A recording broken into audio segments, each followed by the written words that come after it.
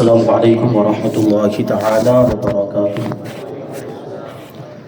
نحمده ونصلي ونسلم على رسوله الكريم اما بعد فاعوذ باللہ من الشیطان الرجیم بسم اللہ الرحمن الرحیم ان اولیاؤه الا المتقون وقال تعالی فی موضع آخر ان اکرمکم عند اللہ اتقاکم صدق اللہ العظیم۔ آئیے ہم اور آپ سب سے پہلے حضور سرور کائنات فخر موجودات باعث تخلیق کائنات احمد مجتبی محمد مصطفیٰ صلی اللہ علیہ وسلم کی مقدس بارگاہ میں درود و سلام کا ہدیہ پیش کریں اور پڑھیں اللہم صلی علی سیدنا و مولانا محمد معدن الجود والکرم وآلہ الکرام وابنہ الکریم وبارک وسلم صلاۃ و سلاما علیک یا رسول اللہ صلی اللہ تعالی علیہ وسلم۔ عزیزان ملت اسلامیہ، آج ہم اور آپ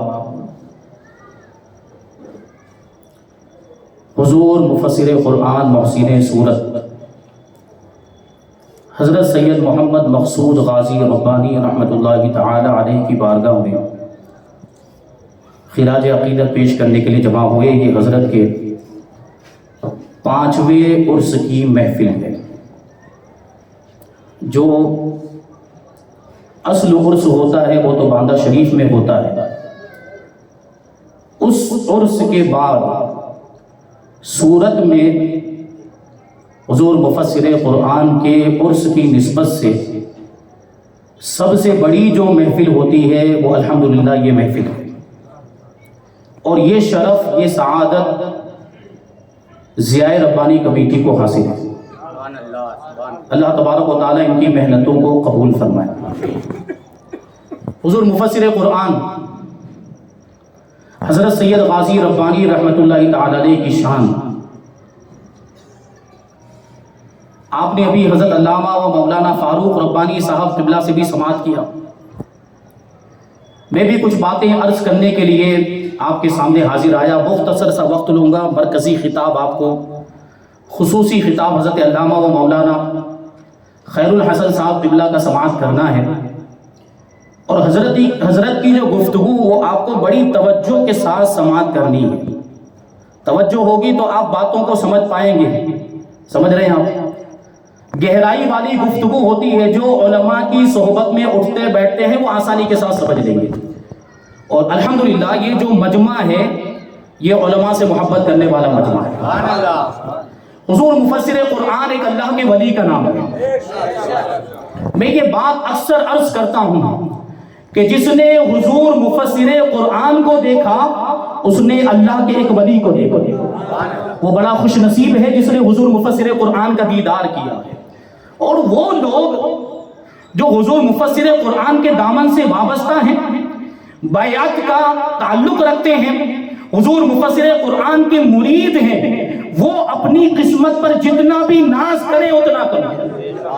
یہ حضور مفسر قرآن کی شخصیت ہے۔ ابھی حضرت مولانا فاروق ربانی صاحب قبلہ ماضی قریب کی بات بتا رہے تھے۔ ذہن گیا ہوگا آپ کا، کچھ لوگوں کو کھینچ لیا گیا۔ وہ کھینچا مطلب کیا ہوا؟ حضور مفسر قرآن کا دامن ان کے ہاتھ سے چھوٹ گیا ہے۔ ابھی ان کو پتہ نہیں چل رہا ہوگا، یہ چیز ان کو میدان محشر میں پتہ چلے گی۔ اگر کسی کامل پیر کے ہاتھ میں ہاتھ دے بھی دیا، وہ بھی میدان محشر میں ان سے یہ کہیں گے کہ حضور مفسر قرآن کے دامن کو کیوں چھوڑا؟ ہمیں بھی فیضان جو مل رہا ہے یہ ان کے خاندان کا ہی تو فیضان ہے۔ ایسے لوگ پچھتائیں گے، افسوس کریں گے جنہوں نے حضور مفسر قرآن کے دامن کو چھوڑ دیا۔ یہ ان کو میدان محشر میں پتہ چلے گا۔ تو عرض یہ کر رہا تھا کہ حضور مفسر قرآن ایک اللہ کے ولی، اور میں نے آیت کریمہ تلاوت کی۔ اللہ تبارک و تعالی ارشاد فرماتا ہے ان اکرمکم عند اللہ اتقاکم، کہ بے شک تم میں سب سے زیادہ عزت والا، کرامت والا وہ ہے جو تم میں سب سے بڑا متقی و پرہیزگار ہے۔ ایک ولی کی سب سے بڑی کرامت اس کا تقوی ہے، اس کی پرہیزگاری ہے۔ اگر کوئی متقی ہے، پرہیزگار ہے، خلاف شریعت کام نہیں کرتا، سنت پر عمل کرتا ہے، تو آپ اس کو اللہ کا ولی کہہ سکتے ہیں۔ یہ قرآن پاک کی آیت کریمہ بتا رہی ہے۔ اور یہ ولی کی سب سے بڑی کرامت ہوتی ہے تقوی اور پرہیزگاری۔ میں ایک واقعے کی روشنی میں آپ کو سمجھانے کی کوشش کروں، بڑا مشہور واقعہ سید الطائفہ حضرت جنید بغدادی رضی اللہ تعالیٰ عنہ کا واقعہ کہ حضرت ابو بکر واسطی رحمت اللہ تعالیٰ علیہ آپ کی بارگاہ میں آئے۔ حضرت جنید بغدادی کا بڑا شہرہ سنا تھا، بڑا نام سنا تھا، آپ کی بارگاہ میں آئے، آپ کی خانقاہ میں رہنے لگ گئے۔ 1 سال کا عرصہ گزر گیا، جب 1 سال مکمل ہو گیا تو حضرت ابو بکر واسطی واپس جانے لگ گئے، تو حضرت جنید بغدادی رحمت اللہ تعالیٰ علیہ نے ان کو روک کر فرمایا کہ اے ابو بکر، آئے اور جانے بھی لگ گئے، نہ ہماری سنی نہ اپنی سنائی، کیوں آئے تھے، کس لیے آئے تھے، آنے کا مقصد کیا تھا، کچھ بھی نہیں بتایا، بغیر بتائے جانے لگ گئے۔ تو حضرت ابو بکر واسطی حضرت جنید بغدادی رحمت اللہ تعالی علیہ کی بارگاہ میں عرض کرتے ہیں کہ آپ کا بڑا شہرہ سنا تھا، آپ کا بڑا نام سنا تھا کہ بہت پائے کے بزرگ ہیں، اللہ کے ولی ہیں، صاحب کرامت ہیں، آپ کی بارگاہ میں آیا تھا مرید بننے کے لیے، بیعت ہونے کے لیے آیا تھا، اور 1 سال تک انتظار کیا کہ کوئی کشف کا معاملہ ہوگا، کوئی کرامت دیکھنے کو ملے گی، لیکن 1 سال کا عرصہ گزر گیا، نہ کوئی کشف کا معاملہ دیکھنے کو ملا، نہ کوئی کرامت دیکھنے کو ملی، اس لیے واپس جا رہا ہوں، مرید ہوئے بغیر ہی واپس جا رہا ہوں۔ اس پر حضرت جنید بغدادی رحمت اللہ تعالی علیہ نے کیا فرمایا؟ حضرت جنید بغدادی رحمت اللہ تعالی علیہ فرماتے ہیں کہ اے ابو بکر واسطی، بتاؤ اتنے ٹائم تک تم میرے پاس رہے، 1 سال کے عرصے تک میری خانقاہ میں تم نے وقت گزارا، کیا کوئی بھی میرا عمل خلاف شریعت دیکھا، سنت کے خلاف کوئی بھی میرا عمل دیکھا؟ تو حضرت ابو بکر کہتے ہیں نہیں، کوئی بھی عمل آپ کا میں نے خلاف شریعت نہیں دیکھا، خلاف سنت نہیں دیکھا۔ حضرت جنید بغدادی رضی اللہ تعالیٰ عنہ فرماتے ہیں کہ یہی تو میری سب سے بڑی کرامت ہے جو اللہ نے مجھے عطا فرمائی۔ تو ایک ولی کی سب سے بڑی کرامت کیا ہوتی ہے؟ تقوی اور پرہیزگاری۔ اور حضور مفسر قرآن کے تقوی کے بارے میں آپ کو بتانے کی ضرورت ہے؟ ارے جس کے پیر نے جس کے متقی ہونے کی گواہی دی ہو، اس کو کسی اور جگہ سے سند لینے کی ضرورت ہے؟ معلوم ہے واقعہ آپ کو، سرکار ربانی نے جب اٹاوا بھیجا تھا تو خط میں کیا لکھ کر بھیجا تھا؟ اپنے خاندان کے سب سے زیادہ متقی نوجوان کو بھیج رہا ہوں۔ سرکار ربانی نے متقی ہونے کی گارنٹی عطا فرماتی، اور پھر ظاہر سی بات ہے پیر ہیں، پیر نے گواہی دے دی تو یہی گواہی کافی، لیکن پیر بعد میں ہے، دادا پہلے ہے۔ سرکار ربانی حضور مفسر قرآن کے کیا ہیں؟ رشتے میں دادا ہیں، اور دادا نے تو اٹھنا بیٹھنا بھی دیکھا ہوگا، چلنا پھرنا بھی دیکھا ہوگا، بچپن بھی دیکھا، جوانی بھی دیکھی ہے، اس کے باوجود یہ کہہ رہے ہیں کہ میں سب سے زیادہ متقی اپنے خاندان کے نوجوان کو بھیج رہا ہوں۔ خاندان والوں کو سب پتہ ہوتا ہے، خاندان والوں کو اندر کی باتیں بھی پتہ ہوتی جو باہر والوں کو نہیں پتہ ہوتی۔ سمجھ رہی میری بات کو؟ ایک جملہ کہا جاتا ہے کہ حقیقت میں عزت والا وہ ہے جس کی اس کے گھر میں عزت ہو۔ سمجھے بات؟ حقیقت میں عزت والا وہ ہے جس کی اس کے گھر میں عزت ہو، اور یہ حضور مفسر قرآن کی ذات ہے کہ سرکار ربانی نے کیا فرمایا کہ خاندان میں سب سے زیادہ متقی کوئی ہے تو وہ غازی ربانی ہے۔ تو یہ شان ہے۔ تو تقوی و پرہیزگاری سب سے بڑی کرامت ہوتی ہے۔ اس کے بعد اگر کوئی کرامت نہ بھی ہو، ہم اس کے لیے ولی ہونے کی گواہی دے سکتے ہیں، لیکن ہمارے حضور مفسر قرآن، ہمارے حضور مفسر قرآن، ہمارے کیوں کہہ رہا ہوں آپ غور کریں گے، ہمارے ہیں کیونکہ وہ صورت والوں کے محسن ہیں، انہیں اس پر ناز ہے، ہم بھی انہیں محسن تسلیم کرتے ہیں، وہ ہمارے محسن ہیں، ان کا ہم پر بہت بڑا احسان ہے۔ یہ حضور مفسر قرآن جو حق شناس ہوگا، جو حق پسند ہوگا، وہ ان کو اپنا محسن سمجھے گا، اور جو احسان فراموش ہوگا وہ اعتراض کرے گا۔ جو احسان فراموش ہوگا وہ اعتراض کرے گا کہ یہ لقب کیوں دے دیا، یہ لقب تو شہنشاہ صورت کا ہے، یہ لقب تو حضرت خواجہ دانا کا ہے۔ ارے شہنشاہ صورت نہیں تو ان کو محسن صورت بنایا ہے، شہنشاہ صورت ہی نے تو ان کو محسن صورت بنایا ہے۔ تو جو حق پسند ہوتا ہے وہ مانتا ہے، اور جو احسان فراموش ہوتا ہے وہ نہیں مانتا۔ یہ بات یوں ہی نہیں کہہ رہا، حضور مفسر قرآن جب بھی سورت میں تشریف لاتے تھے حضرت خواجہ دانا رحمت اللہ تعالی علیہ کے مزار پر ضرور حاضری دیتے تھے، اور یہ دیکھنے والوں نے دیکھا ہے۔ اب یہ راز و نیاز کی باتیں ہوتی ہیں، حضور مفسر قرآن حضرت سرکار خواجہ دانا رحمت اللہ تعالی علیہ سے گفتگو بھی کیا کرتے تھے۔ تو اب یہ واقعہ بیان کروں گا، آپ کو بات سمجھ میں آئے گی، کرامتیں بھی کیسی کیسی صادر ہوئی۔ یہ بہت لمبی کرامت ہے۔ حضرت سرکار محمود ربانی صاحب قبلہ مدظ اللہ النورانی نے یہیں پر، یہ مومن آباد میں یہیں پر یہ کرامت بیان کی تھی، اور یہیں کے جناب امیر الدین قادری ربانی ہیں، یہ انہی کا واقعہ ہے، اور انہوں نے بیان کیا۔ کیا واقعہ ہے؟ جناب امیر الدین قادری ربانی وہ کہتے ہیں، انہوں نے حضرت سے بیان کیا یہ واقعہ کہ حضرت سورت میں تشریف لاتے تھے۔ یہ 2006 یا 2007 کا واقعہ ہے۔ حضور مفسر قرآن سورت میں تشریف لائے ہوئے تھے، اور کئی پروگرامات کا سلسلہ تھا، سیٹنگ تھی، لیکن اچانک حضرت کی طبیعت خراب ہو گئی۔ اس دن کوسمبا میں پروگرام تھا، محمود میاں صاحب قبلہ بھی ساتھ میں تشریف لائے تھے، تو اس دن حضرت نے محمود میاں کو کوسمبا بھیج دیا، اور اسی دن جناب امیر الدین قادری ربانی صاحب کے یہاں پر حضرت کی دعوت تھی، لیکن بیمار ہونے کی وجہ سے، کمزوری کی وجہ سے حضرت ان کے مکان پر تشریف نہ لا سکے۔ تو جناب امیر الدین صاحب نے کیا کیا، کھانا تیار کروایا، اور یہ اور ان کے والد ماجد دونوں حضرت کی قیام گاہ پر کھانا لے کر پہنچے۔ ان کا بیان ہے کہ جب ہم پہنچے تو حضور مفسر قرآن قرآن پاک کی تلاوت کر رہے تھے۔ دیکھیے قرآن پاک کی تلاوت سے حضور مفسر قرآن کو بہت زیادہ محبت تھی۔ کیسی محبت تھی یہ آپ سب حضرات جانتے ہیں، واقعات سن چکے ہیں۔ حضور مفسر قرآن خواب میں بھی قرآن کی تلاوت کیا کرتے تھے۔ ہم اور آپ خواب میں اگر کچھ بولتے ہیں تو بکتے ہیں، بکواس کرتے ہیں، لیکن یہ حضور مفسر قرآن کی ذات ہے کہ خواب میں بھی قرآن پاک کی تلاوت، اور صحیح تلفظ کے ساتھ، کبھی کبھی تو پوری سورت پڑھ ڈالتے تھے۔ تو ہم اور آپ حضور مفسر قرآن کے ماننے والے، حضور مفسر قرآن کے چاہنے والے، بہت سے ایسے لوگ ایسے چہرے میں دیکھ رہا ہوں جو قرآن پڑھنا نہیں جانتے، اور اگر جانتے بھی ہیں تو صحیح طور پر پڑھنا نہیں جانتے۔ تو اب آپ کی ذمہ داری کیا بنتی ہے؟ میں کیا کہنا چاہ رہا ہوں، قرآن پڑھنا سیکھیں گے، صحیح طور پر پڑھنا سیکھیں گے۔ رات میں ہمارا مدرسہ چلتا ہے اسی علاقے میں، میٹھا بھائی مسجد میں، یہ تقریباً 3-3.5 سال سے چل رہا ہے، اور بہت سے آپ کے پیر بھائی وہاں پر پڑھنے کے لیے آتے ہیں۔ تو آپ بھی ضرور وہاں پر تشریف لائیں۔ بڑے لوگوں کا ہی مدرسہ، بالغان کا ہے۔ دیکھیں سیکھنے کی کوئی عمر نہیں ہوتی، تعلیم حاصل کرنے کی، علم حاصل کرنے کی کوئی عمر نہیں ہوتی۔ حضور مفسر قرآن کو قرآن کی تلاوت سے اتنی زیادہ محبت تو ہمیں آپ کو بھی تو ہونی چاہیے۔ قرآن کی تلاوت سے محبت کا یہ تقاضا ہے کہ ہم قرآن کو پڑھنا سیکھیں۔ تو حضور مفسر قرآن رحمت اللہ تعالی علیہ قرآن پاک کی تلاوت کر رہے تھے۔ جناب امیر الدین قادری فرماتے ہیں، کہتے ہیں کہ ہم لوگ وہاں جا کر بیٹھ گئے۔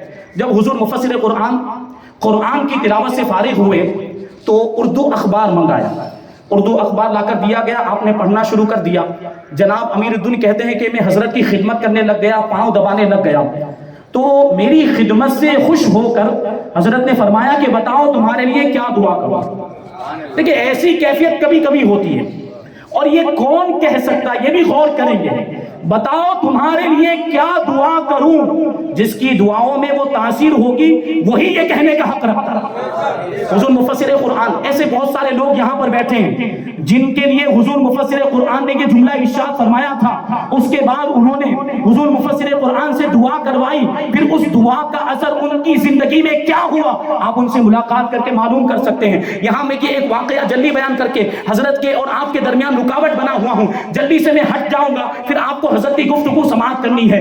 وہ جناب امیر الدین قادری ربانی کہتے ہیں کہ حضرت نے فرمایا کہ اے امیر الدین کہو کہ میں تمہارے لیے کیا دعا کروں، بتاؤ کیا چاہتے ہو۔ تو یہ جناب امیر الدین قادری کہتے ہیں کہ حضرت میری بہت ٹائم سے یہ خواہش ہے کہ میرے والدین، میرے ماں باپ کے لیے حج کا انتظام ہو جائے، اللہ تبارک و تعالیٰ ان کے لیے حج کے اسباب مہیا فرما دے۔ اب کیا ہوا، حضور مفسر قرآن نے آنکھیں بند کی، جناب امیر الدین قادری کی پیشانی پر کچھ لکھا، آنکھیں بند کی، مراقبہ فرمایا، یہ اللہ والوں کی شان ہوتی ہے، آنکھوں کو بند کرتے ہیں دیدار کے لیے، الٹی ہی چال چلتے ہیں دیوان گانے عشق، الٹی ہی چال چلتے ہیں دیوان گانے عشق، آنکھوں کو بند کرتے ہیں دیدار کے لیے، یہ اللہ والوں کی شان ہوتی ہے۔ یہ لوح محفوظ کو ملاحظہ کر لیا کرتے ہیں۔ اب آنکھیں کھولی اور ارشاد فرمایا کہ ہاں تمہارے ماں باپ حج کرنے کے لیے جائیں گے، تم بھی ان کے ساتھ جانا، لیکن اپنی بیوی کو لے کر مت جانا، اپنی بیوی کو مت لے کر جانا، اس کو پھر کبھی کسی اور موقع پر لے کر جانا، ابھی صرف اپنے ماں باپ کو لے کر جانا۔ اگر اس موقع پر اپنی بیوی کو لے کر جاؤ گے تو ماں باپ کی ویسی خدمت نہیں کر پاؤ گے جیسی کرنی چاہیے، اس لیے حضرت نے یہ نصیحت فرمائی کہ تم جانا تو اپنے ماں باپ کو لے کر جانا، بیوی کو لے کر مت جانا۔ اب کیا ہوا جناب امیر الدین قادری پریشان کہ کیسے انتظام ہوگا؟ حضرت نے تو فرما دیا، ایک طرف عقیدت بھی ہے، ایک طرف یقین بھی ہے کہ حضرت نے فرما دیا تو ہو کر رہے گا، لیکن اس کے اسباب کیسے ہوں گے اس کی حیرانگی اور تعجب بھی ہو رہا ہے۔ اور حضرت کی بارگاہ میں عرض کرتے ہیں کہ حضرت کیسے ہوگا؟ تو حضرت نے فرمایا کہ جاؤ اور حج کمیٹی کا فارم لے کر آؤ۔ یہ گئے اور حج کمیٹی کا فارم لے کر آئے۔ حضور مفسر قرآن نے فرمایا کہ اس کے اندر جو جو تفصیلات مطلوب ہیں وہ ساری تفصیلات اس میں بھر دو، جو بھی ڈیٹیلز اس میں لکھنی ہوتی ہے وہ ساری ڈیٹیل اس میں لکھ دو۔ تو انہوں نے اپنی بھی ڈیٹیل لکھی، انہوں نے اپنے والد ماجد کی بھی ڈیٹیل لکھی، اپنی والدہ ماجدہ کی بھی ڈیٹیل لکھی۔ اب دیکھیں غور کرنا ہے حضرت خواجہ دانا رحمت اللہ تعالی علیہ سے حضور مفسر قرآن کا تعلق کیسا ہے، آنے والی بات اس کو بتائے گی۔ حضور مفسر قرآن نے کہا کہ لکھ لیا، تو حضرت یہ جناب امیر الدین قادری ربانی کہتے ہیں کہ حضرت ہو گیا، یہ فارم بھر لیا گیا، یہ فارم تیار ہو گیا، اب اس کا کیا کرنا ہے؟ حضور مفسر قرآن فرماتے ہیں کہ یہ فارم لے کر جاؤ اور حضرت خواجہ دانا رحمت اللہ تعالی علیہ کے دربار میں رکھ دو۔ حضرت خواجہ دانا رحمت اللہ تعالی علیہ کے دربار میں اس کو تھوڑی دیر کے لیے رکھ دینا، پھر اٹھا کر لے کر واپس آ جانا اور ان کی بارگاہ میں عریضہ پیش کرنا کہ اللہ تبارک و تعالی میرے والدین کے لیے حج کے اسباب مہیا کر دے۔ اب جناب امیر الدین قادری وہ حج کمیٹی کا فارم لے کر وہاں حضرت خواجہ دانا رحمت اللہ تعالی علیہ کے دربار میں پہنچے۔ یہ دیکھیں کیسی بارگاہ ہے، شہنشاہ سورت ان کو یوں ہی نہیں کہا جاتا، سورت والوں کو جو بھی ملتا ہے اس بارگاہ سے ملتا ہے۔ یہ گئے، اب دیکھیں حضور مفسر قرآن بھی تو وہاں بھیج رہے ہیں نا، تو اس سے بھی پتا چلتا ہے حضور مفسر قرآن کے کہنے کے مطابق آپ کے حکم کی تعمیل کرتے ہوئے وہ فارم لے جا کر وہاں پر رکھ دیا، تھوڑی دیر تک رکھا اور حضرت کی بارگاہ میں عریضہ پیش کیا، فارم کو اٹھا کر لے کر واپس آئے اور حج کمیٹی میں لے جا کر جمع کر دیا۔ اب انتظار ہو رہا ہے کہ کب جواب آئے گا، کب جواب آئے گا۔ جواب آیا اور ہاں میں جواب آیا، اور ان کے گھر پر وہ فارم نہیں آیا ہے، منظوری کا جو جواب آیا ہے وہ تاڑ والی مسجد میں آیا جہاں پر حضرت کا قیام رہا کرتا تھا۔ وہاں پر وہ فارم جو جوابی جو خط تھا، جو جوابی لیٹر تھا، وہ وہاں تاڑ والی مسجد میں آیا۔ حضور مفسر قرآن نے ان کو بلا کر یہ خوشخبری سنائی کہ تمہارے لیے یہ ہاں میں جواب آیا ہے، تمہاری درخواست منظور کر لی گئی ہے، اب تم اپنے ماں باپ کو لے کر حج کے لیے روانہ ہو جاؤ۔ یہیں پر یہ بات ختم نہیں ہو جاتی، یہیں پر یہ واقعہ پورا نہیں ہو جاتا، اصل بات تو آگے آ رہی ہے جس سے ہمیں حضور مفسر قرآن کے مقام و مرتبے کا پتہ چلتا ہے۔ حضور مفسر قرآن نے بتایا کہ جا تو رہے ہو لیکن میری 4 باتیں یاد رکھنا، تم جاؤ گے حج کے سفر میں یہ 4 واقعات تمہارے ساتھ پیش آئیں گے، تو اس کا خاص طور پر خیال رکھنا۔ یہ واقعہ جناب امیر الدین قادری نے بہت ٹائم کے بعد، یہ گزشتہ سال کی بات ہے، گزشتہ سال عید میلاد کے موقع پر جب حضرت سرکار محمود ربانی صاحب قبلہ تشریف لائے تھے، یہ اس وقت انہوں نے محمود میاں کو یہ واقعہ بتایا، تو سوال یہ پیدا ہوتا ہے کہ اتنے سالوں تک یہ واقعہ انہوں نے کیوں نہیں بیان کیا، لوگوں کو کیوں نہیں بتایا، یہ واقعہ انہوں نے چھپا کر کیوں رکھا؟ وہ اس لیے کہ حضور مفسر قرآن نے خود منع فرمایا تھا۔ حضور مفسر قرآن نے ان باتوں کو لوگوں کے سامنے بیان کرنے سے منع فرمایا تھا۔ حضور مفسر قرآن نے کہا کہ یہ 4 باتیں بتاتا ہوں، کسی سے کہنا مت، یہ 4 باتیں تمہاری احتیاط کے لیے، یہ 4 واقعات تمہارے ساتھ ہوں گے۔ جب تم میدان عرفات میں پہنچو گے تو کیا ہوگا، ایک موقع پر تم لوگ چل رہے ہوگے کہ تمہارے والد ماجد کا پاؤں پھسل جائے گا، تو تم نعرہ لگانا یا غوث المدد یا مرشد المدد یا پیر المدد، اور بڑھ کے اپنے والد ماجد کو سہارا دے دینا اور ان کو سنبھال لینا، تو وہ محفوظ ہو جائیں گے، وہ سنبھل جائیں گے، چوٹ لگنے سے بچ جائیں گے۔ یہ ایک واقعہ تمہارے ساتھ پیش آئے گا، اور دوسرا واقعہ کیا پیش آئے گا؟ دوسرا واقعہ مزدلفہ میں پیش آئے گا۔ مزدلفہ میں کیا ہوگا کہ تم اپنے ماں باپ سے بچھڑ جاؤ گے، والدین سے الگ ہو جاؤ گے، گم ہو جاؤ گے، راستہ بھٹک جاؤ گے، تو اس وقت کیا کرنا؟ اس وقت تم ادھر ادھر دیکھنا تو تمہیں ایک 4 پہیے والی 4 ویلر گاڑی نظر آئے گی، اس کے پاس ایک حبشی بیٹھا ہوا ہوگا، ایک سیاہ فام آدمی بیٹھا ہوا ہوگا، اس گاڑی کے پاس جا کر تم کھڑے ہو جانا، تمہارے ماں باپ تمہیں مل جائیں گے۔ گے تو یہ دوسری بات جو ہوگی یہ واقعہ تمہارے ساتھ پیش آئے گا، اس کا خیال رکھنا۔ اور تیسری بات جو تمہارے ساتھ ہوگی جب تم خانہ کعبہ میں پہنچو گے، جب تم مطاف میں پہنچو گے، جب مسجد حرام میں تم اور تمہاری والدہ یہ بیٹھے ہوئے ذکر و اذکار کر رہے ہوں گے، اس وقت کیا ہوگا؟ کرسیوں کا ایک ریلا آئے گا، لوگ سر پہ کرسیاں لے کر جا رہے ہوں گے، تو اس میں کیا ہوگا کہ ان کرسیوں میں سے ایک کرسی گرے گی اور تمہاری والدہ کی طرف آئے گی، قریب ہوگا کہ وہ کرسی تمہاری والدہ کے سر پر لگ جائے اور تمہاری والدہ کے سر میں چوٹ آ جائے، تم نعرہ لگانا یا غوث المدد یا مرشد المدد یا پیر المدد، اور کرسی کو اپنے ہاتھ سے روک لینا تاکہ تمہاری والدہ محفوظ رہ جائے۔ یہ تیسرا واقعہ تمہارے ساتھ پیش آئے گا۔ اور چوتھا واقعہ مدینہ منورہ میں ہوگا، اور چوتھا واقعہ یہ ہوگا کہ تم اپنے ماں باپ کا ساتھ مت چھوڑنا، اپنے ماں باپ سے الگ مت ہونا، سڑک چلتے ہوئے بھی اس بات کا لحاظ رکھنا کہ اپنے ماں باپ سے الگ نہ ہونے پائے، اپنے ماں باپ سے دور نہ ہو جانا، ورنہ سخت نقصان کا اندیشہ ہے، بہت بڑے حادثے کا اندیشہ ہے۔ یہ چار باتیں حضور مفسر قرآن نے جناب امیر الدین قادری ربانی سے فرمائی تھی۔ اب یہ حج کے لیے روانہ ہو گئے اور جیسا جیسا حضور مفسر قرآن نے فرمایا تھا بالکل ویسا ہی ہوا۔ میدان عرفات میں تھے، میدان عرفات میں وقوف کر رہے تھے، میدان عرفات میں چل رہے تھے کہ امیر الدین قادری صاحب کے والد ماجد کا پاؤں پھسلا، انہوں نے نعرہ لگایا، پیر و مرشد کی بات یاد آ گئی، پیر و مرشد نے کیا کہا تھا، کیا نصیحت فرمائی تھی کہ نعرہ لگانا یا غوث المدد یا مرشد المدد یا پیر المدد۔ انہوں نے نعرہ لگایا، اپنے والد ماجد کو سہارا دیا، ان کے والد ماجد گرنے سے بچ گئے، جیسا حضور مفسر قرآن نے فرمایا تھا بالکل ویسا ہی ہوا۔ اور دوسرا واقعہ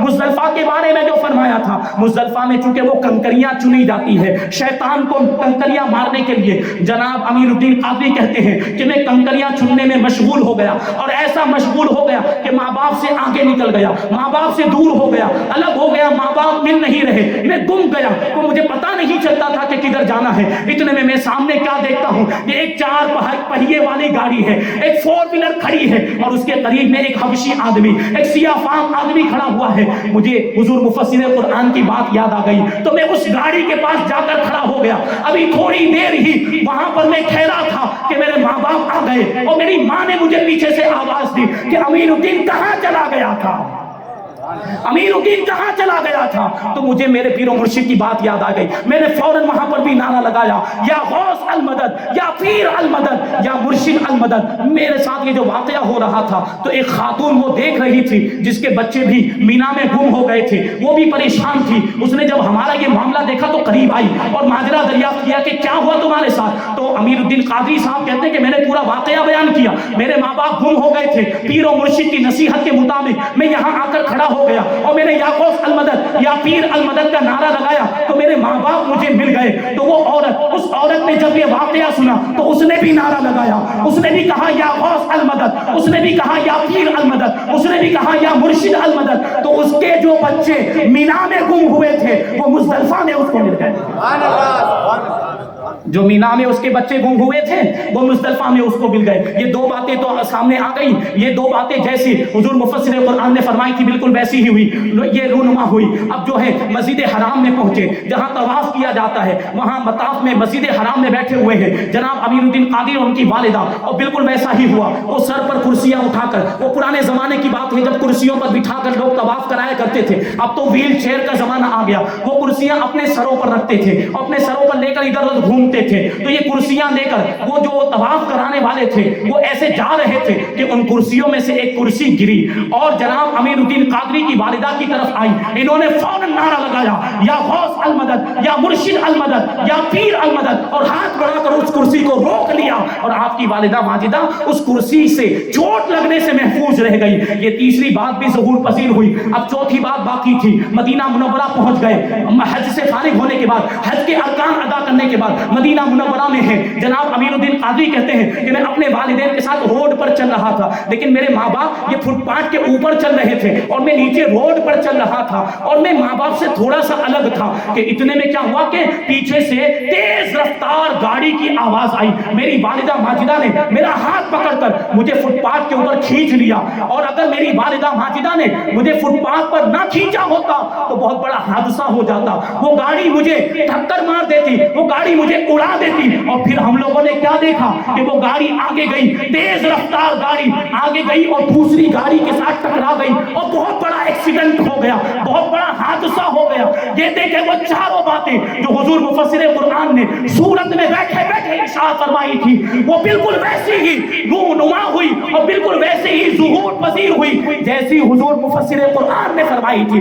ये आइंदा ज़माने में होने वाले वाक़यात, ये मुस्तक़बिल में होने वाले वाक़यात हुजूर मुफस्सिर कुरान ने माज़ी ही में बयान कर दिए थे। ये इल्म गैब नहीं है तो और क्या है, ये हुजूर मुफस्सिर कुरान के इल्म गैब का आलम है। तो जिनके सदक़े में उनको ये कमाल मिला है, उस नबी के इल्म गैब का आलम क्या होगा। जब उनके गदा भर देते हैं शाहाने ज़माना की झोली, मुहताज का जब ये आलम है तो मुख्तार का आलम क्या होगा। ये हुजूर मुफस्सिर कुरान की शख्सियत है। तो हम उनकी निस्बत पर जितना नाज करें उतना कम है।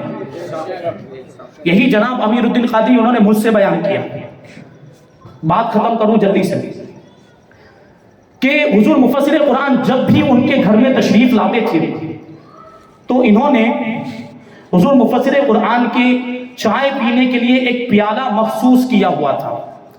उसी प्याले में हुजूर मुफस्सिर कुरान को चाय पिलाते थे और जब हुजूर मुफस्सिर कुरान तशरीफ ले जाते, रुखसत हो जाते, तो वो प्याला संभाल कर महफूज किसी जगह पर रख देते थे, दूसरा कोई उसको इस्तेमाल नहीं करता था। जनाब अमीरुद्दीन क़ादरी फरमाते कि वो प्याला आज भी हमारे पास महफूज है।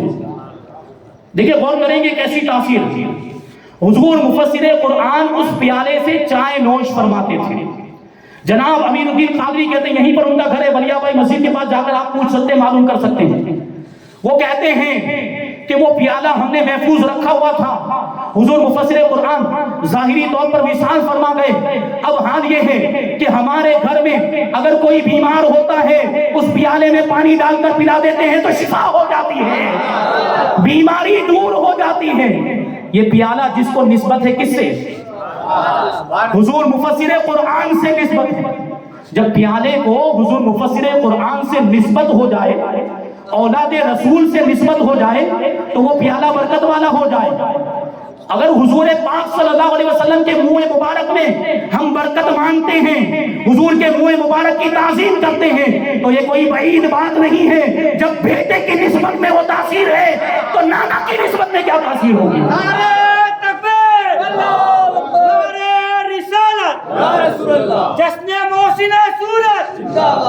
अब इसका ये मतलब नहीं कि वो प्याला देखने के लिए सब वहां पहुंच जाए, हमें दिखाओ हमें दिखाओ, नहीं, वो है निस्बत वाली बात है यकीनन, लेकिन आपके पास जो निस्बत है ना वो उससे भी बड़ी है।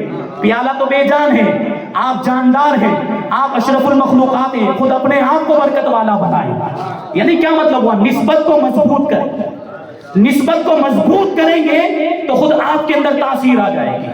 अल्लाह तबारक व तआला की बारगाह में दुआ है कि जो कुछ भी बयान हुआ उस पर हम सबको अमल करने की तौफीक अता फरमाए। हुजूर मुफस्सिर कुरान के बताए हुए चले हुए तरीके पर हम सबको चलने की तौफीक अता फरमाए, ईमान की सलामती अता फरमाए और ईमान पर ही हम सब का खात्मा फरमाए। वमा अलैना इल्लल बलाग। अस्सलामु अलैकुम।